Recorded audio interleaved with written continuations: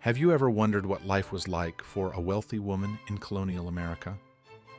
This stunning portrait of Eunice Dennie Burr, painted by John Singleton Copley between 1758 and 1760, offers a glimpse into her world of elegance and status. Eunice Dennie Burr was a woman of high social standing.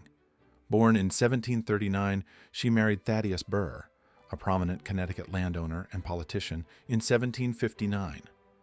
The Burrs were well-connected and hosted figures such as George Washington and John Adams in their home. In this portrait, Eunice is elegantly dressed in a rich pink damask gown adorned with delicate Mechlin lace and silver roses, a symbol of wealth and sophistication.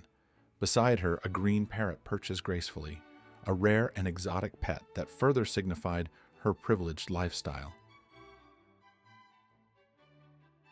This painting was created as a complement to her husband's portrait, likely to commemorate their wedding. Today, you can admire this masterpiece at the St. Louis Art Museum, where it continues to captivate art lovers with its elegance and detail.